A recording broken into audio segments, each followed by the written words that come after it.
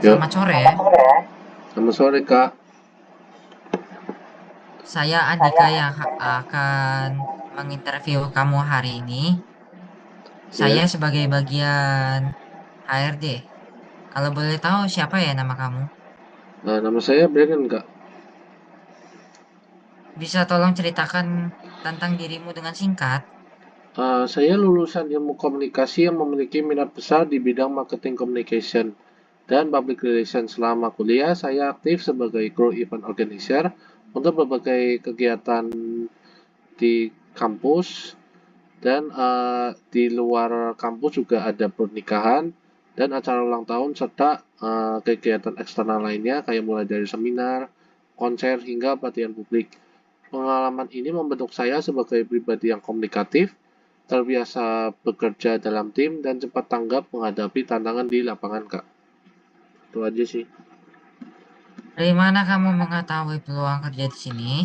Saya mengetahui peluang ini dari situs resmi perusahaan, Kak. Setelah membaca deskripsi pekerjaan dan mempelajari profil perusahaannya, saya merasa posisi ini sangat sesuai dengan latar belakang dan minat saya. Apa yang kamu ketahui mengenai perusahaan ini? Saya mengetahui bahwa perusahaan ini dikenal dari reputasi perusahaan. Saya juga melihat bahwa perusahaan ini aktif dalam menjalankan campaign digital dan event yang relevan dan target audiensnya. Mengapa kamu tertarik dengan pekerjaan ini? Karena posisi ini memungkinkan saya untuk menerapkan keterampilan di bidang komunikasi dan event manajemen yang sudah saya pelajari secara langsung.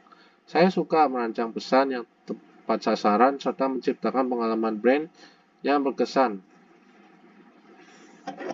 Mengapa kami harus merekrut kamu? Saya membawa kombinasi pengalaman praktis di lapangan dan pemahaman akademik tentang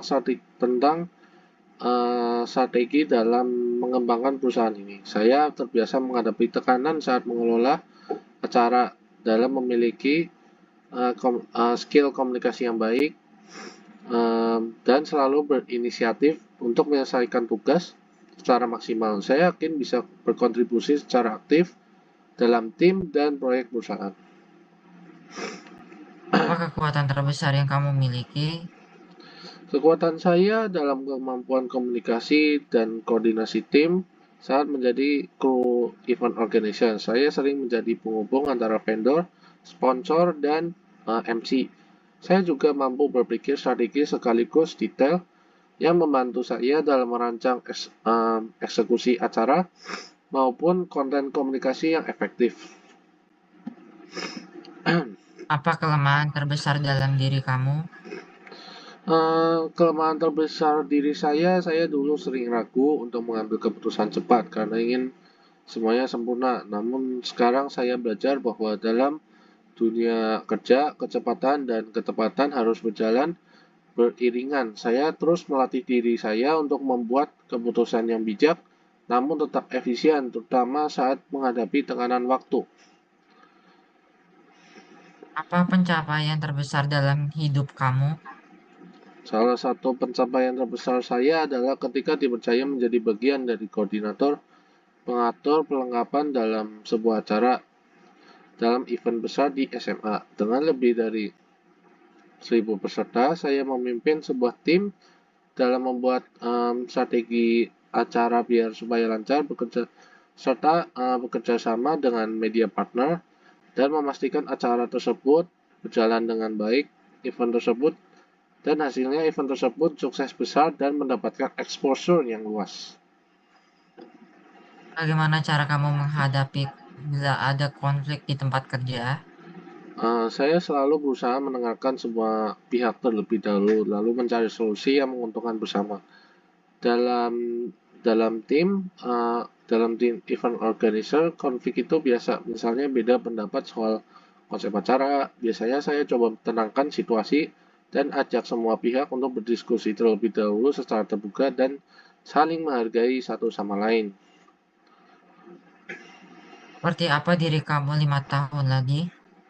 Saya berharap dalam 5 tahun ke depan bisa menjadi seorang profesional dalam bidang markom yang dipercaya menangani campaign besar atau memimpin sebuah tim perusahaan. Saya juga ingin terus mengembangkan diri saya melalui pelatihan dan pengalaman agar bisa memberikan dampak positif yang lebih besar bagi perusahaan yang di tempat yang saya akan bekerja. Apakah ada pertanyaan untuk kami?